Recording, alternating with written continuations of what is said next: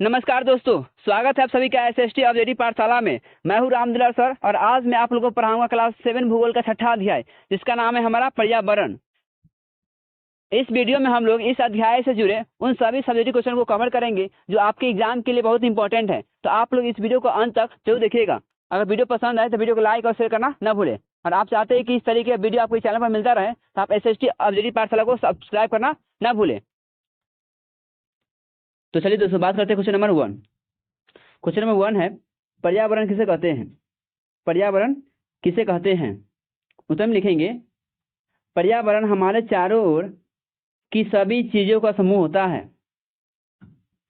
उत्तर में लिखेंगे, पर्यावरण हमारे चारों ओर सभी चीजों का समूह होता है जो हमारे जीवन को प्रभावित करती है। इसमें प्राकृतिक घटक और मानव निर्मित घटक शामिल होते हैं। जैसे प्राकृतिक घटक में बात करें तो वायु, जल, मिट्टी, पौधे और जानवर, ये सभी चीजें पर्यावरण में शामिल होते हैं। और बात करते हैं मानव निर्मित घटक, इसमें क्या है? मानव निर्मित घटक में इमारतें, सड़कें और वाहन, ये सभी चीज शामिल होते हैं। इन सभी समूह को ही क्या कहते हैं? पर्यावरण कहते हैं। उत्तर क्या लिखेंगे? उत्तर में लिखेंगे कि पर्यावरण हमारे चारों ओर की सभी चीजों का समूह होता है जो हमारे जीवन को प्रभावित करती है। इसमें प्राकृतिक घटक और मानव निर्मित घटक शामिल होते हैं। ठीक है, आइए उदाहरण के तौर पर समझते हैं। उदाहरण समझते हैं कि जब हम किसी जंगल में होते हैं तो वहाँ की हवा, पेड़ पौधे, जानवर, मिट्टी और नदी आदि मिलकर एक पर्यावरण बनाते हैं। ठीक है, उदाहरण में मैंने समझाया आपको कि जब किसी जंगल में हम होते हैं, जब हम किसी जंगल में होते हैं तो वहाँ पे हवा, पेड़ पौधे, जानवर, मिट्टी, नदी आदि मिलकर पर्यावरण बनाते हैं। ठीक है बच्चों, चलिए बात करते हैं नेक्स्ट क्वेश्चन। आइए समझते हैं आगे क्वेश्चन नंबर 2। क्वेश्चन नंबर 2 है, पर्यावरण कितने प्रकार के होते हैं? पर्यावरण कितने प्रकार के होते हैं? उत्तर में लिखेंगे, पर्यावरण के मुख्य रूप से 2 प्रकार में बांटा गया है। पर्यावरण को मुख्य रूप से 2 प्रकार में बांटा गया है। पहला पर्यावरण जिसे हम लोग बोलते हैं प्राकृतिक पर्यावरण। पहला हो गया हमारा प्राकृतिक पर्यावरण, और जो दूसरा पर्यावरण है बच्चों, यह है मानव निर्मित पर्यावरण। मानव निर्मित पर्यावरण। ठीक है, तो ये पर्यावरण कितने प्रकार होते हैं? तो पर्यावरण 2 प्रकार होते हैं, प्राकृतिक पर्यावरण और मानव निर्मित पर्यावरण। आइए आप समझते हैं कि प्राकृतिक पर्यावरण क्या है और उसके बाद समझेंगे मानव निर्मित पर्यावरण क्या है। पहले बात कर लेते हैं कि प्राकृतिक पर्यावरण क्या है। आइए बच्चों बात करते हैं प्राकृतिक पर्यावरण क्या है। प्राकृतिक पर्यावरण जिसे इंग्लिश में नेचुरल एनवायरनमेंट बोलते हैं। ठीक है, प्राकृतिक पर्यावरण क्या होता है? यह वह पर्यावरण है जो प्रकृति द्वारा स्वयं बनाया गया है। यह वह पर्यावरण है जो प्रकृति द्वारा स्वयं बनाया गया है, उसे हम लोग प्राकृतिक पर्यावरण कहते हैं। इसमें शामिल होता है वायु, जल, मिट्टी, पेड़ पौधे, पशु पक्षी, पर्वत, समुद्र आदि इसमें आते हैं। ठीक है, ये जितने भी आप वायु देख रहे हैं, जल है, मिट्टी है, पेड़ पौधे, पशु पक्षी, पर्वत, समुद्र, ये सभी प्रकृति द्वारा दिया गया उपहार है। ठीक है, इसे किसी मानव ने नहीं बनाया है। फॉर एग्जाम्पल, नदी, जंगल, पर्वत, सूर्य की रोशनी आदि ये सभी हमारे प्राकृतिक पर्यावरण के भाग है। ठीक है बच्चों, आई होप कि आपको समझ में आया होगा कि प्राकृतिक पर्यावरण क्या है। आइए आगे बात करते हैं मानव निर्मित पर्यावरण क्या है। आइए बच्चों, आप जानते हैं मानव निर्मित पर्यावरण क्या है, जिसे इंग्लिश में ह्यूमन मेड एनवायरनमेंट बोलते हैं। ठीक है, अब मानव निर्मित पर्यावरण क्या है? यह वह पर्यावरण है जिसे मनुष्य ने अपने उपयोग के लिए बनाया है। यह वह पर्यावरण है जिसे मनुष्य ने अपने उपयोग के लिए बनाया है।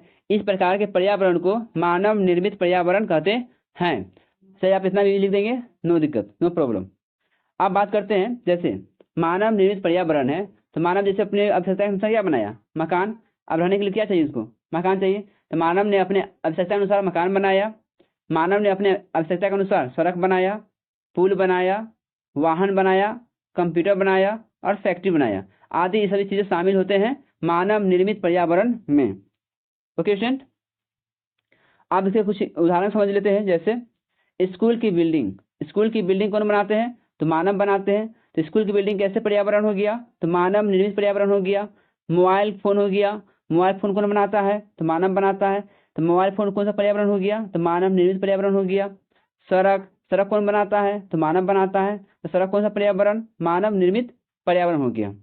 ठीक है स्टूडेंट, ये सभी मानव निर्मित पर्यावरण के उदाहरण है। Got it. चलिए आगे बात करते हैं और समझते हैं क्वेश्चन नंबर। आइए बच्चों, आप सीखते हैं सांस्कृतिक पर्यावरण किसे कहते हैं। सांस्कृतिक पर्यावरण किसे कहते हैं। उत्तर में लिखेंगे कि जब मनुष्य अपने ज्ञान, विचार, विश्वास, रीति रिवाज, कला, भाषा, धर्म और जीवन शैली के आधार पर अपने चारों ओर एक विशेष वातावरण बनाता है तो उसे सांस्कृतिक पर्यावरण कहा जाता है। फिर से बोल रहा हूँ, याद रखिएगा कि जब मनुष्य अपने ज्ञान, विज्ञान, विश्वास, रीति रिवाज, कला, भाषा, धर्म और जीवन शैली के आधार पर अपने चारों ओर एक विशेष वातावरण बनाता है तो उसे सांस्कृतिक पर्यावरण कहा जाता है। फॉर एग्जाम्पल आप समझिए कि जब हम किसी गांव में जाते हैं, ठीक है, तो गांव के लोग क्या करते हैं, धोती कुर्ता पहनते हैं। गांव के लोग धोती और कुर्ता पहनते हैं और मंदिर जाते हैं और त्यौहार मनाते हैं। ये सभी हमारे सांस्कृतिक पर्यावरण का हिस्सा है। ठीक है, गांव में लोग धोती कुर्ता पहनते हैं, ये भी हमारा सांस्कृतिक पर्यावरण का हिस्सा हुआ। मंदिर जाते हैं और त्यौहार मनाते हैं, ये सभी हमारे सांस्कृतिक पर्यावरण का ही हिस्सा है। ओके, दूसरा एग्जाम्पल समझते हैं कि जैसे हम लोग क्या शहर में भी देखते हैं, शहर के लोग अंग्रेजी बोलते हैं, शहर के लोग अंग्रेजी बोलते हैं, ऑफिस जाते हैं, है ना, मॉडर्न संगीत सुनते हैं। ये सभी हमारे सांस्कृतिक पर्यावरण के हिस्सा है, ये उदाहरण है। ठीक है स्टूडेंट, आई होप कि आप लोगों को समझ में आ रहा होगा। चलिए आगे बात करते हैं, नेक्स्ट क्वेश्चन समझते हैं। आइए बच्चों, अब सीखते हैं नेक्स्ट क्वेश्चन।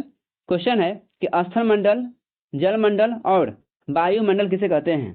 स्थल मंडल, जलमंडल और वायुमंडल किसे कहते हैं।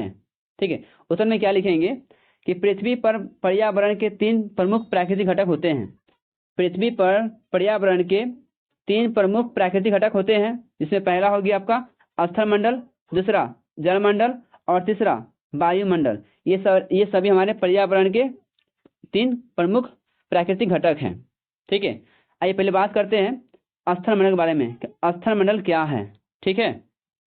आइए बच्चों बात करते हैं स्थल मंडल क्या है। स्थल मंडल को इंग्लिश में बोलते हैं लिथोस्फीयर। स्थल मंडल को इंग्लिश में कहा जाता है लिथोस्फीयर। अब स्थल मंडल क्या किसे कहते हैं, तो पृथ्वी की ठोस और कठोर बाहरी परत को, पृथ्वी की ठोस और कठोर बाहरी परत को स्थल मंडल कहते हैं। पृथ्वी की ठोस और कठोर बाहरी परत को स्थल मंडल कहते हैं। और इसमें पहाड़, मैदान, पठार, रेगिस्तान और मिट्टी शामिल होते हैं। ये सभी जो हमारे हैं वो स्थल मंडल है, यानी ये सभी क्या होते हैं, जमीन पे होते हैं। पहाड़ जमीन पे होते हैं, मैदान भी कहाँ पे होते हैं, जमीन में होते हैं, जमीन पर होते हैं। पठार हो गया, रेगिस्तान हो गया या मिट्टी हो गया, ठीक है, ये सभी हमारे स्थल मंडल का भाग है। जैसे हिमालय पर्वत, हिमालय पर्वत ये कहाँ होते हैं, वायुमंडल में होते हैं या जलमंडल में होते हैं या स्थल मंडल में होते हैं। तो ये सभी चीजें हमारे जितने भी हिमालय पर्वत है, हिमालय पर्वत कहाँ पे होते हैं, स्थल मंडल में होते हैं। गंगा का मैदान ये भी स्थल मंडल में होते हैं। थार का रेगिस्तान ये भी हमारे स्थल मंडल का भाग है।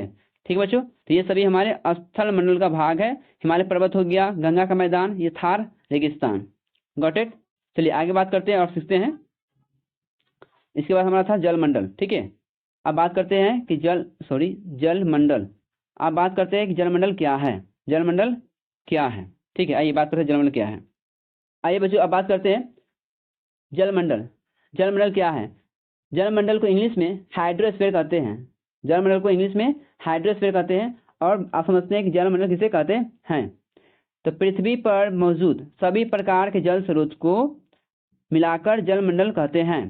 पृथ्वी पर जितने भी प्रकार के जल स्रोत हैं उन सभी को मिला देंगे तो बन जाएगा हमारा जलमंडल। जैसे नदी, समुद्र, झील, जलवायु में जलवाष्प आदि, ये सभी को एक साथ मिला देंगे तो ये हमारा क्या बन जाता है, जलमंडल बन जाता है। और इसी को हम जलमंडल कहते हैं। जैसे गंगा की नदी, अरब सागर, झील, ग्लेशियर और बारिश का पानी, ये सभी हमारे जलमंडल का भाग है, ये सभी हमारे जलमंडल में आते हैं। ठीक है स्टूडेंट, आई होप कि आप लोगों को समझ में आ रहा होगा। चलिए आगे बात करते हैं वायुमंडल के बारे में। वायुमंडल समझते हैं कि वायुमंडल क्या है। आइए बच्चों अब बात करते हैं वायुमंडल के बारे में, समझते हैं कि वायुमंडल क्या है। वायुमंडल क्या है, ठीक है। वायुमंडल को इंग्लिश में बोलते हैं एटमॉस्फेयर। वायुमंडल को इंग्लिश में बोला जाता है एटमॉस्फेयर। अब एटमॉस्फेयर क्या है, तो पृथ्वी के चारों ओर फैली हुई गैसों की परत होती है। पृथ्वी के चारों ओर फैली हुई गैसों की परत को ही वायुमंडल कहा जाता है। चलिए अब बात करते हैं कि वायुमंडल क्या है। तो वायुमंडल क्या है कि पृथ्वी के चारों ओर फैली हुई गैस की परत होती है, इसे हम लोग वायुमंडल कहते हैं। यह परत हमें सूरज की हानिकारक किरणों से बचाती है। यह किरणें हमें, यह जो परत है यह सूरज की हानिकारक किरणों से हमें बचाती है। हानिकारक किरण कौन सी है, तो पराबैंगनी किरणें। जो पराबैंगनी किरणें जो प्रकाश से आती है, ये प्रकाश की किरणें को हमें, पराबैंगनी किरणों को क्षोभमंडल यानी पृथ्वी पर आने से रोकती है। ठीक, कौन रोकती है, तो वायुमंडल रोकती है। ठीक है, और जीवन के लिए यह आवश्यक गैस जैसे ऑक्सीजन, नाइट्रोजन और कार्बन डाइऑक्साइड गैस प्रदान करती है। ठीक बच्चों, आइए बात करते हैं, फॉर एग्जाम्पल समझते हैं हवा जिसमें हमें सांस लेते हैं, बादल और हवा का दबाव और तूफान, ये सभी जो है ये सभी वायुमंडल से जुड़े हुए हैं। ठीक है, चलिए आगे बात करते हैं, अब समझते हैं नेक्स्ट क्वेश्चन। आइए दोस्तों बात करते हैं नेक्स्ट क्वेश्चन। हमारा नेक्स्ट क्वेश्चन है कि किन घटनाओं से सांस्कृतिक पर्यावरण की क्षति होती है। किन घटनाओं से सांस्कृतिक पर्यावरण की क्षति होती है। उत्तर में लिखेंगे सांस्कृतिक पर्यावरण को नुकसान पहुंचाने वाली घटनाएं वे होती है जो किसी समाज की परंपराओं, रीति रिवाज, भाषा, विश्वास और जीवन शैली को नष्ट या प्रभावित करती है। इससे हमारा सांस्कृतिक पर्यावरण की क्षति होती है।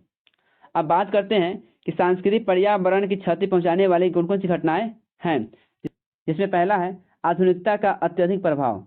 आधुनिकता का अत्यधिक प्रभाव, इससे क्या होता है कि पश्चिमी सभ्यता की नकल में अपनी संस्कृति और परंपराओं को छोड़ देना। पश्चिमी सभ्यता की नकल में अपनी संस्कृति और परंपरा को छोड़ देना, ये भी हमारे लिए क्या है, सांस्कृतिक पर्यावरण की क्षति है। जैसे देखिए भारत में सिंधु घाटी सभ्यता हुआ, हड़प्पा सभ्यता हुआ, नाम सुने होंगे आप लोग, या मोहनजोदारो का नाम सुने हैं आप लोग। ठीक है, ये सभी जो सभ्यता है भारत में, ये पश्चिमी सभ्यता है। ये पश्चिमी सभ्यता यूरोप का है।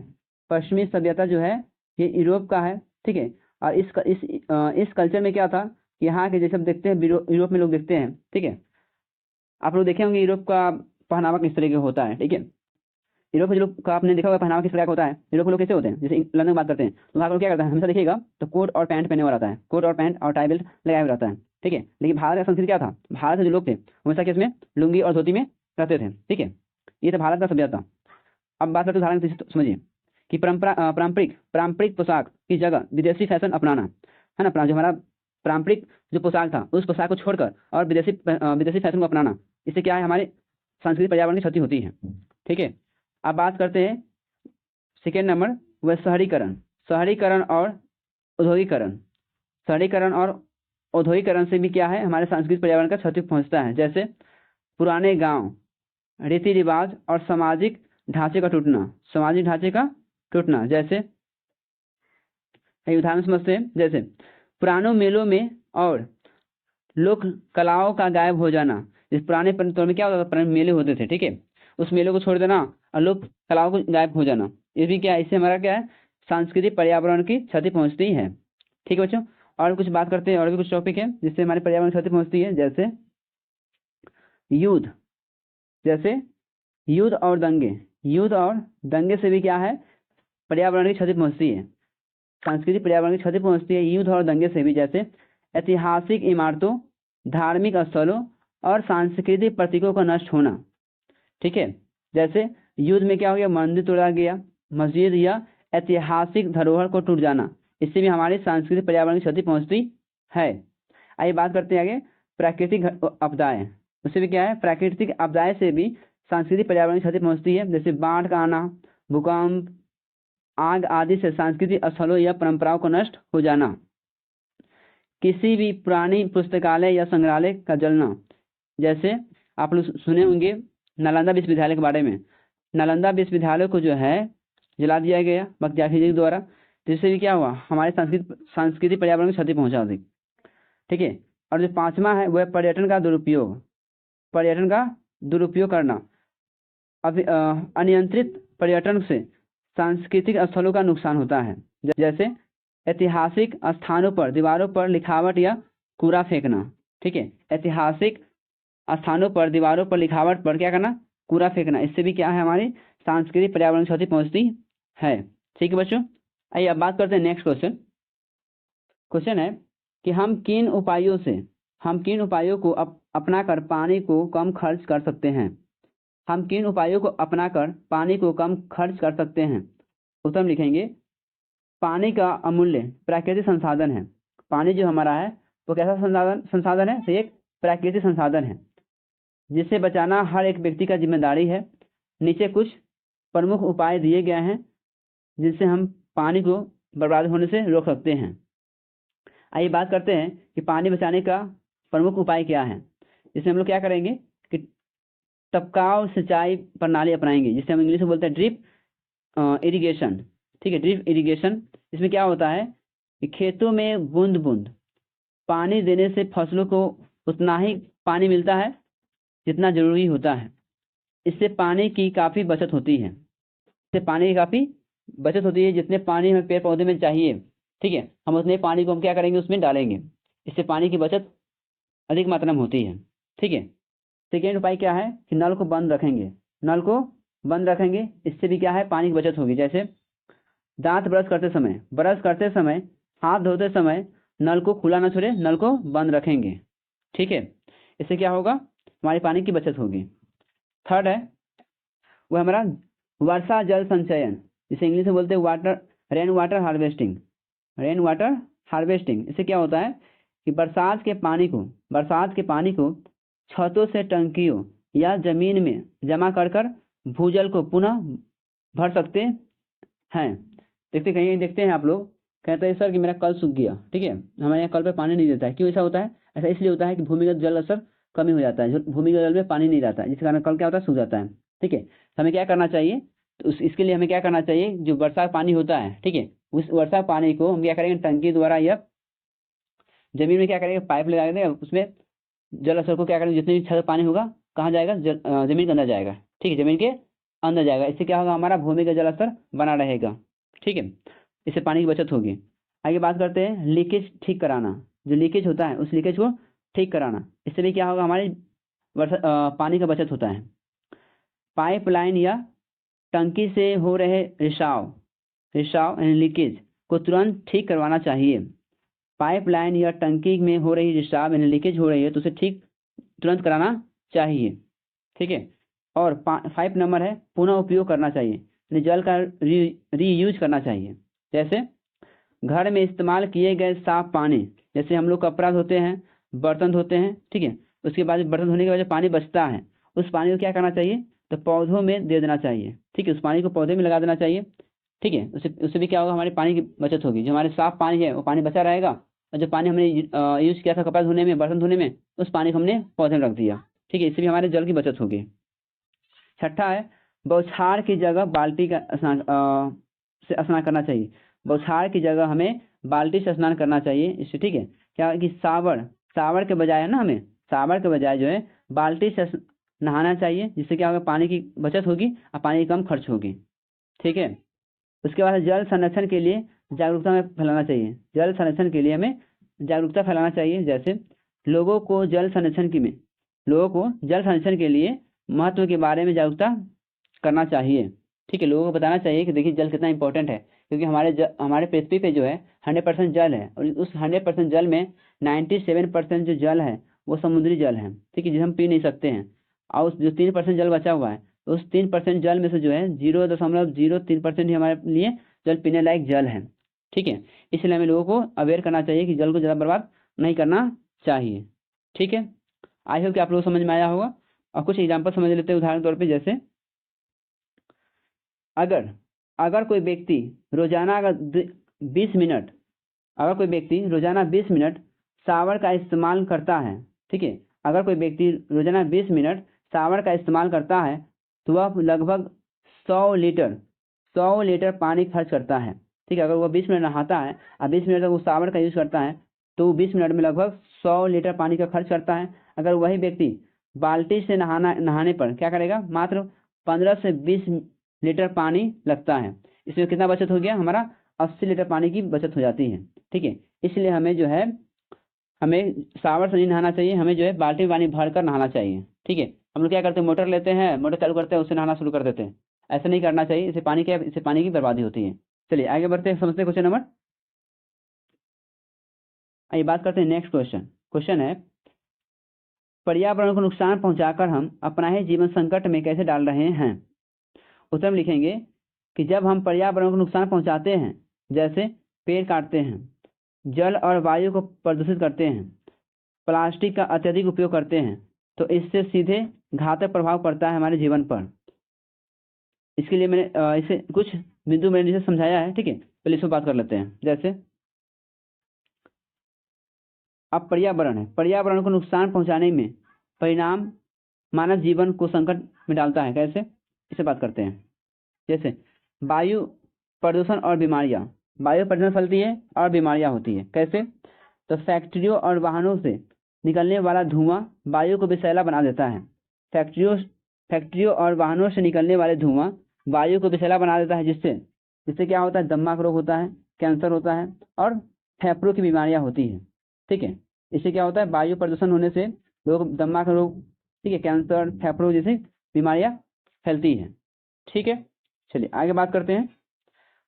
जल प्रदूषण और जल की कमी होने से क्या होता है, जल प्रदूषण और जल की कमी होने से क्या होता है, नदियों में कचरा और रसायन बहाने से जो है पानी पीने योग्य नहीं रह जाता है।